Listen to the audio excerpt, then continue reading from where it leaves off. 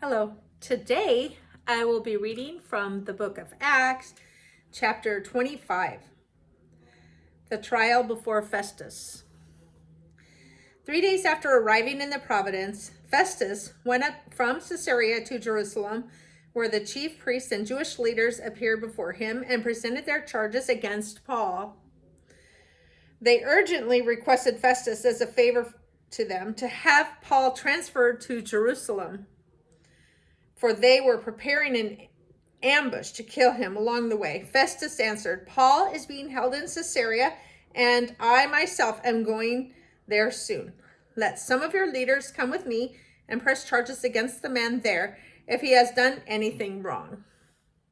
After spending 8 or 10 days with them, he went down to Caesarea, and the next day he convened the court and ordered that Paul be brought before him. When Paul appeared, the Jews who had come down from Jerusalem stood around him, bringing many serious charges against him, which they could not prove.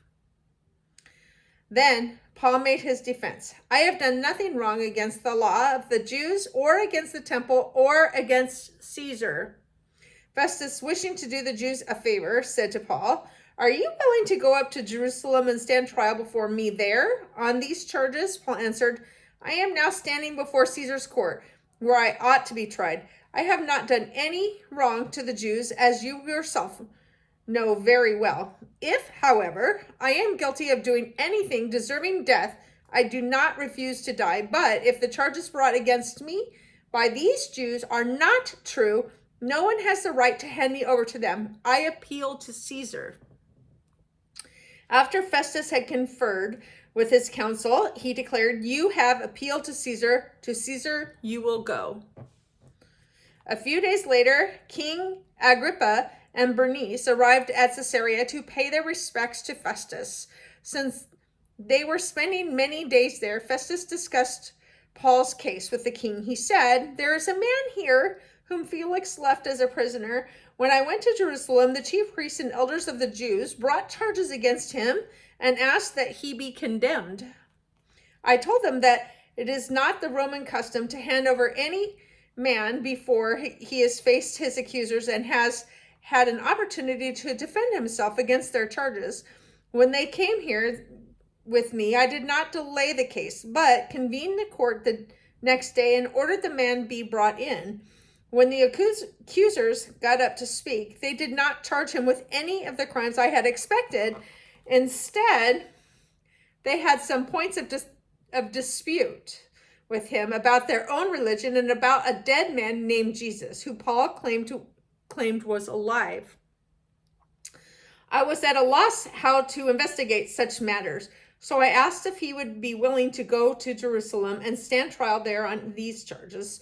When Paul made his appeal to be held over for the emperor's decision, I ordered him held until I could send him to Caesar. Then Agrippa said to Festus, I would like to hear this man myself." He replied, "Tomorrow you will hear him."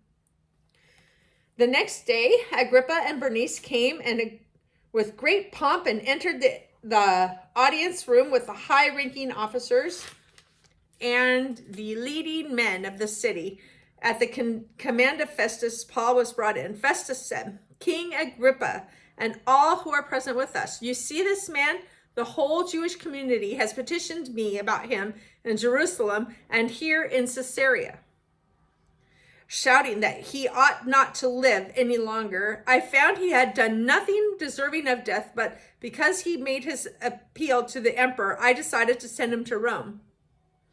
But I have nothing definite to write to his majesty about him. Therefore, I have brought him before all of you, and especially before you, King Agrippa, so that as a result of this investigation, I may have something to write. For I think it is unreasonable to send on a prisoner without specifying the charges against him."